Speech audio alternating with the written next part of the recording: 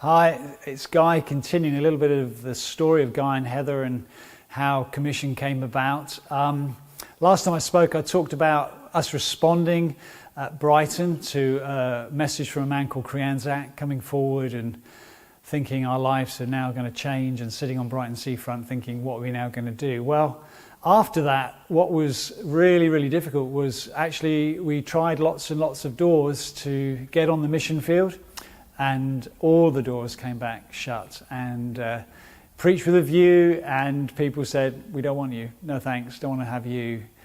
Eventually one door did open, and that was a door to train alongside or with a man called Greg Haslam, who set me sort of like theological work to do at the same time as developing me as a leader. And that was an incredible privilege, and involved in all of it was a huge cost. Losing a job, a business, we had to move house to get downsized, to release finance. We went into quite a difficult financial situation for a good many years. And I often think when I'm talking to people who say, oh, I really feel I've got a calling of God to do this, we mustn't downplay the cost of what it means to follow Jesus.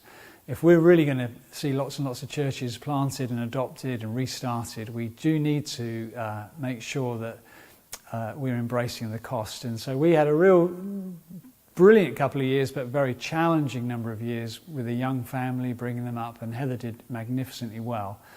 And in that time we began to get exposed to a group of churches called New Frontiers, led by a man called Terry Virgo. And the first time I heard Terry Virgo speak, he spoke on grace, and I was so offended.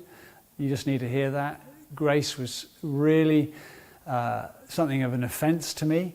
I felt that actually, yes, grace saved me, but actually now it's my part to keep God up and to help God along a little bit by keeping my part of the bargain.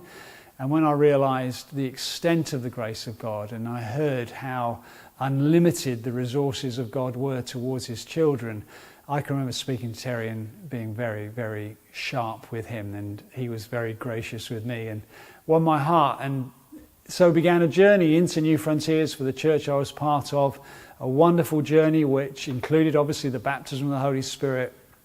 Both of us were so richly blessed by this ministry. Our lives are turned on its head, and we began to see a little church in Winchester grow.